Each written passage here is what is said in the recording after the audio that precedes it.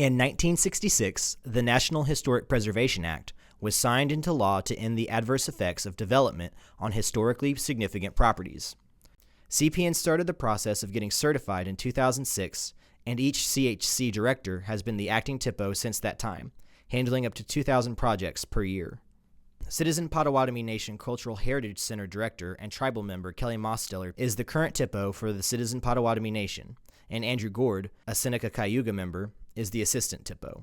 My name is Andrew Gourd. I'm the Assistant Tribal Historic Preservation Officer at the Cultural Heritage Center. So our office has three main functions. The first of which, and our main priority, is to deal with any and all federal undertakings or tribal undertakings that occur on Citizen Potawatomi Nation land. And this is both land owned here at the administration building as well as family tribal allotments that the Citizen Potawatomi Nation now has a stake in, or property that is bought out in rural areas for other purposes as well.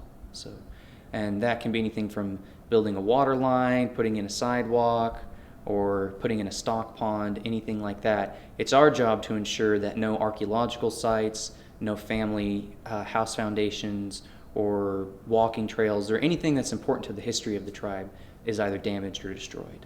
Since Gourd started in October 2015, 476 of these project requests have come in the mail, which doesn't include dozens of project requests sent via email.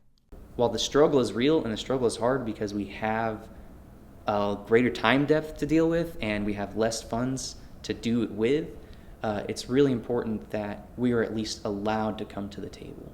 Otherwise, cities would continue to be built over important sacred sites. You have something like the Dakota Access Pipeline that's going in right now that's going to cross several streams. It's going to go through major riverways, and it's going to cut across lands that people who were here for what we say time immemorial have considered sacred for quite a long time. And so it's up to us.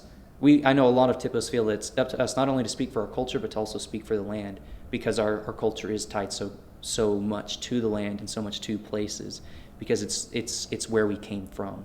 Many of our creation stories talk about specific places on the landscape where we come from.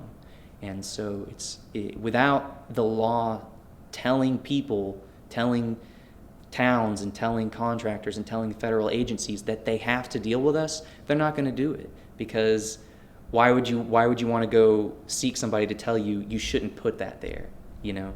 So that's why it's one of the greatest. It's limited, but it's one of the tribal nation's greatest powers for exercising their sovereignty and right to self-determination. CPN has more requests than other tribes because of several removals and being a seasonally nomadic tribe.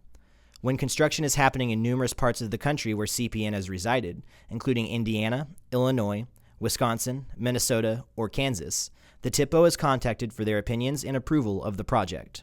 If you have any questions about THPO, please contact Gourd at the Heritage Center by calling 405-878-5830.